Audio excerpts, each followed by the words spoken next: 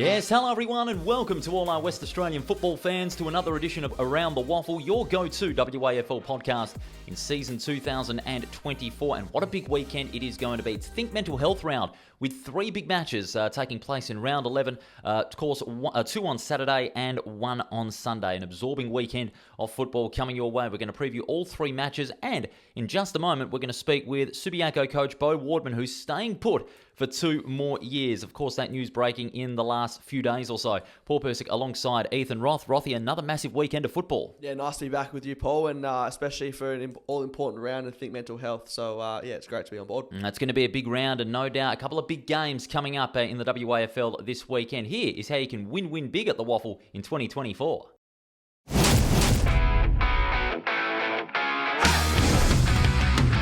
Punt from 50, win. Little too into the game, win. Too cocky, almost a win. Risking it all for the glory, win.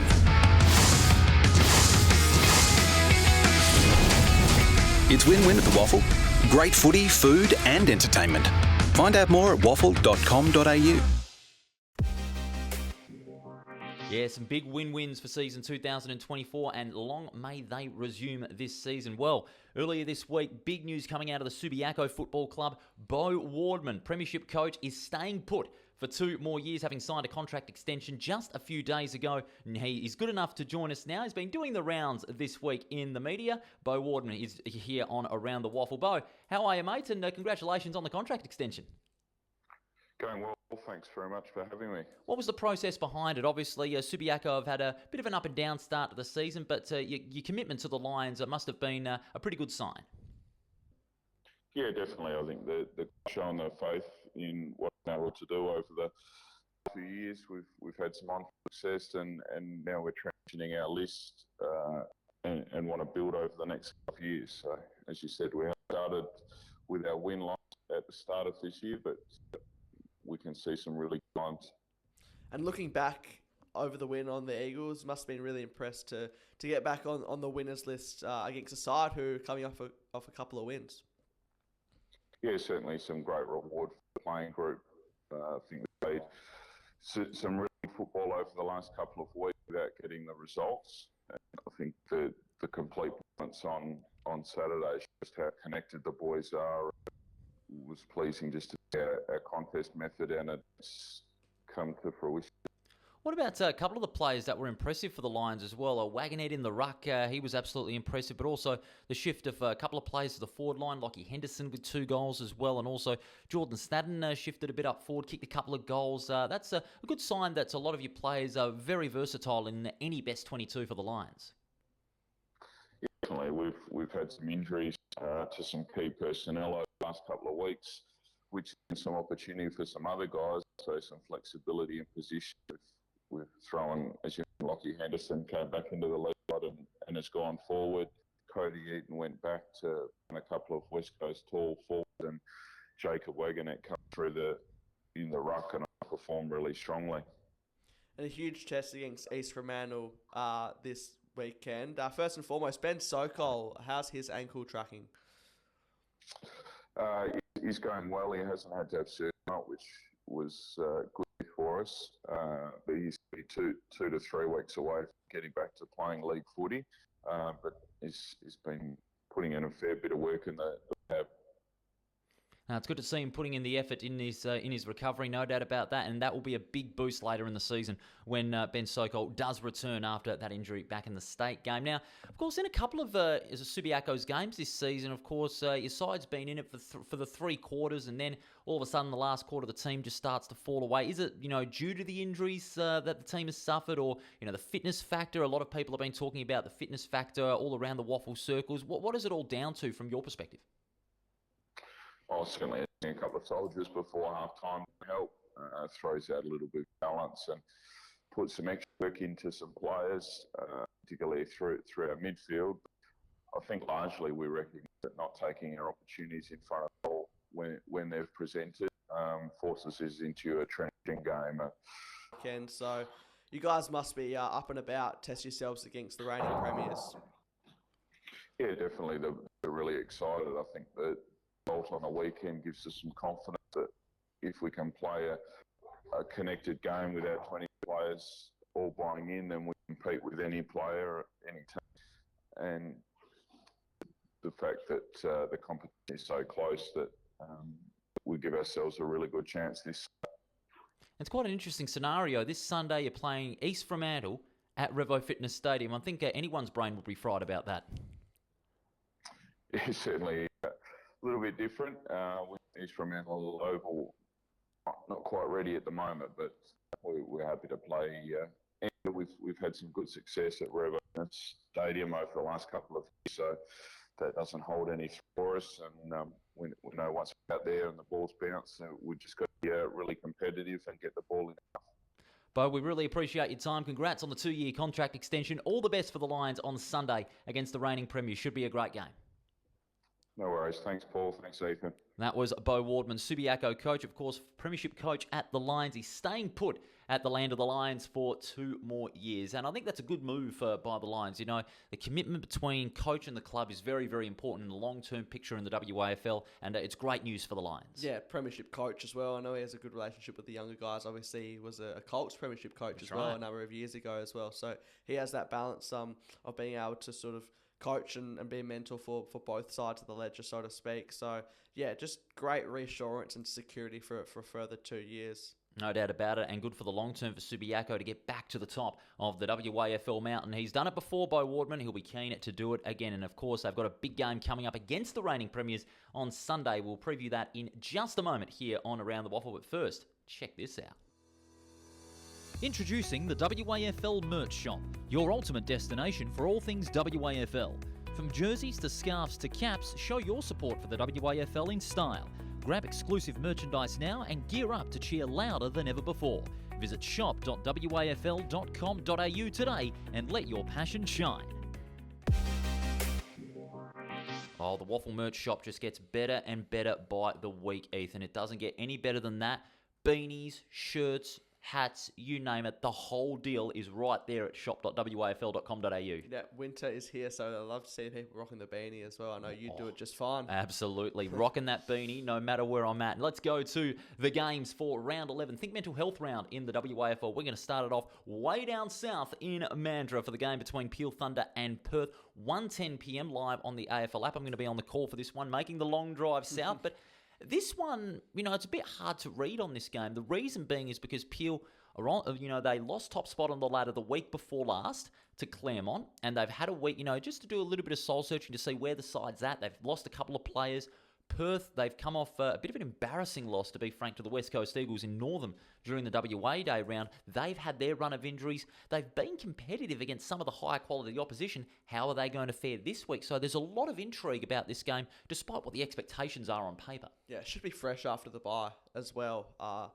Yeah, I mean, first impressions, some people might think Peel could have a blowout win, but I don't know if this would be the case. You know, Peel expect them to be warm favourites, but yeah, the Demons young tandem must fire as well. And, you know, I know the Thunder have a really strong record at home in 2024. And they do have a very strong home record. Of course, very tough to beat Peel Thunder over there at Lane Group Stadium. Of course, the Peel Thunder fans, they get up and about no matter what the conditions. And we're expecting this one to be another tough contest for Perth. I reckon they'll be in for a tough day. I mean, when you're looking at the marks, Peel are averaging 20 more. And that now, without Jacob Blight, that average is being maintained because they've got a couple of good marking players and they've also got some good mids as well that can carry that said prowess. You know, Neil Erasmus, Sam Sturt, should he come back into the side as well. Brodie Wem, Will Brodie as well, dominant in midfield and in ruck as well. Liam Reedy in the ruck as well. He's been impressive, and your forward options also are very valuable as well, and also down back. So I think Peel's depth is a huge difference in this game compared to what Perth has. Yeah, guys like Corey Tregenza and those guys up forward. You know, Pat Voss, if he's playing down there, he's come off a 5-goal bag in recent times. How good would Tregenza and Voss be as a forward tandem for the rest of the season? You know, it'd be good if Voss was able to go back to the Dockers if he gets another opportunity. But imagine that forward combo of Tregenza and Voss for the rest of the season inside Peel's forward 50. How potent would that be? Yeah, and you throw in a Tabner as well if he can be fit and firing, and it's all of a sudden, it's a bit scary for opposition defences. But, yeah, the Thunder have beaten Perth every time since 2021 as well. So that recent history, you know, Perth will be looking to turn that around. But with the exception of round 4, 20... a place to play. Then down in Mandurah, I think of all the places, yeah, if you can even... Who takes the points? I think the Thunder. Thunder for me as well. Maybe about 6 goals over there on Saturday afternoon. 1:10 is the game on Saturday. Peel Thunder and Perth from Lane Group Stadium in Mandurah. And this game takes on plenty of significance. The second one on Saturday at 2:30 on the AFL app, Swan Districts and South Fremantle. It is a clash of 5th versus 3rd. And extra significance, of course, because every time they clash, they play for the John Todd Cup. This year, it's going to be a lot more emotional, honouring the great man at Steel Blue Oval. The two teams where Toddy has had some great success with over the years in his time in WA football. Yeah, so iconic. And I know there's been a big build-up to this game as well to honour John and his family and everything that he did for WA footy, both these two sides. So, yeah, I reckon this is match of the round for mine. I think this game, maybe not, earlier in the season you might not have thought so, but the way they're tracking at the moment, they're two of the most informed teams in the comp. Absolutely, and I think for both sides, it's going to be a game that's going to test their finals credentials. Who is going to come out of this with, greater sense of anticipation for September? Who's going to be favoured in finals contention? Swan Districts, they've played some great football. They've been able to sew up close games, so the seeds of doubt have been sown up, especially when the game's in the balance against high-quality opposition. They did so against West Perth. They did so against a couple of other Premier teams as well. So they've got some big confidence now. The question is, how's Grokar going to perform against Hayden Schloit? That's going to be a great matchup. But also, Lee Coleman, will he come back? That's what I was thinking as well. Will he come back? That'll be boosted significantly if he is. But I've been really impressed with Swan District's second half. Just the ability to close out games has been ultra impressive. And South Freo, likewise as well, to be honest. I know they're obviously sort of the Shark in good stead. And yeah, I think to say this one statement and a bit close. Swans have had players, but I think one that they'll be looking forward to the experience. And if they're going to go all the way this year, they need to be able to go to a place like Bassendean and come players to do it. They've got the players to do it. Chad Pearson down back and the strong. Bit of a risk. It's a bit of a punt, but I think this game can really elevate them to be a genuine contender in their eyes. It's not a bad one to take, especially when they've got such a good side on paper and on the field. Even when Lee Coleman didn't play a couple of weeks ago in a good results, they still had some good depth up forward. They had the Glass McCaskers who was able to kick a couple of goals. Turner was able to spring up forward just a little bit as well. So, I still think the Swans' depth is very good. South Fremantle, their experience, I reckon, could show. Sorry to disappoint the Swans fans, but I'm going the other way. I'm going to say South. East Fremantle travelling to Revo Fitness Stadium again for a home game. This time against Subiaco. This will be the second meeting between the two sides. As you know, earlier this season, back in round 6, East Fremantle with a huge final quarter were able to towel up Subiaco to the tune of 57 points. But the pressure is now on the Lions. We spoke with Beau Wardman earlier. They've got to take that big approach. Play 4 quarters of football. Ben Sokol still a few weeks away from coming back. But you can also shift your good players up forward. Henderson, he could be a valuable weapon up forward. East Fremantle, in turn, they've got, of course, Blackiston in the ruck. A win, then a disappointing performance. Much like Claremont, I guess. Absolutely. Can they actually string 2 games in a row here and not just fade out just because last week's win was impressive? Yeah, that's what they need to do, East Fremantle, to gain full confidence. They need to get a good run.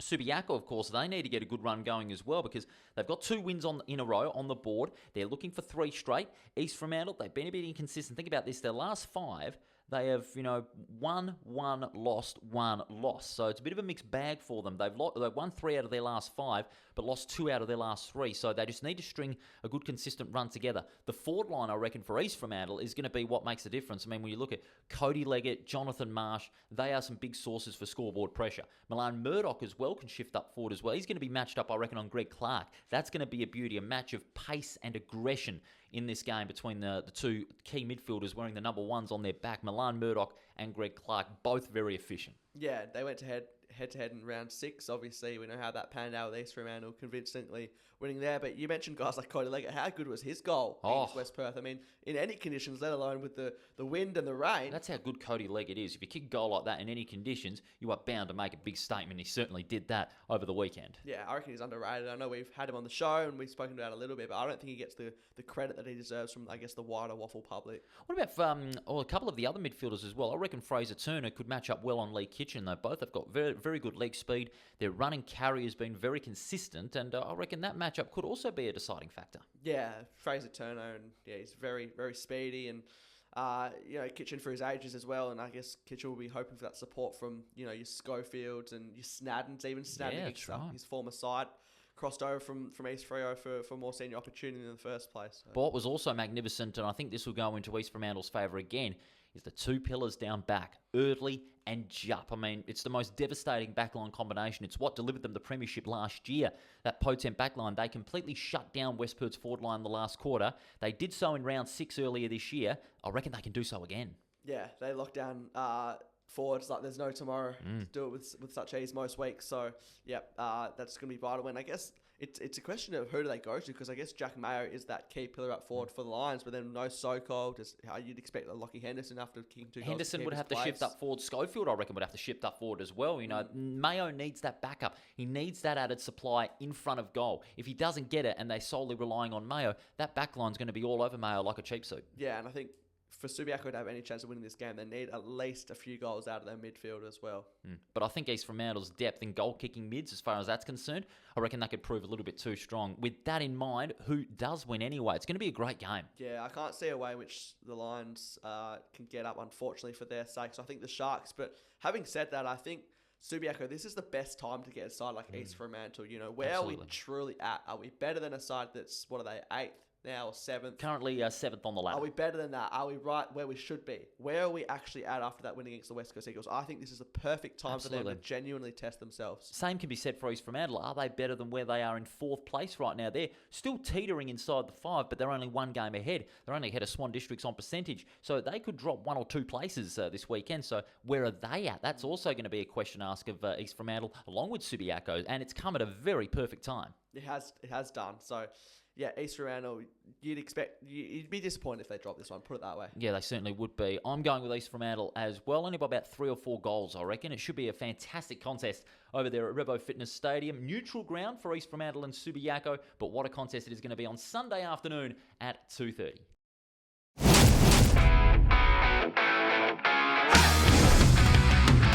Punt from 50, win. Little too into the game, win. Too cocky, almost a win. Risking it all for the glory, win.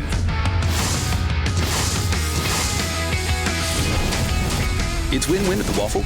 Great footy, food and entertainment. Find out more at waffle.com.au.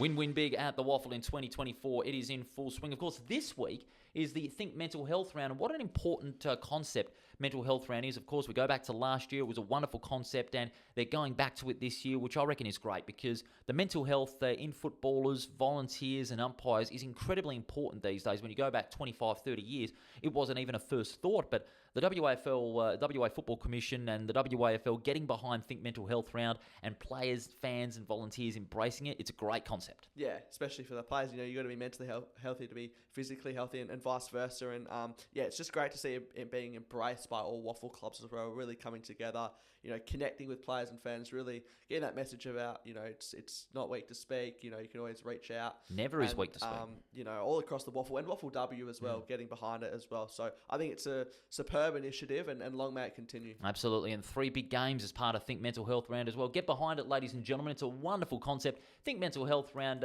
supporting mental health in WA footballers, both men and in women, and providing such valuable support. It never is weak to speak. That does it for today's edition of Around the Waffle. What a round of football it is going to be as we reach the halfway mark of the 2024 season, and tune in next week for our Round 11 review, and of course looking ahead to Round 12 as well. Another exciting weekend of football. Ethan, great work as always. I'll see you next week. Yeah, excited to dissect Round 12. It's going to be a big one. We'll see you on Tuesday, ladies and gentlemen, to recap Round 11 and look ahead to Round 12 on your go-to WAFL podcast in 2024. You can catch us on our YouTube channel or on where you get your podcast and on our socials. We'll see you on Tuesday.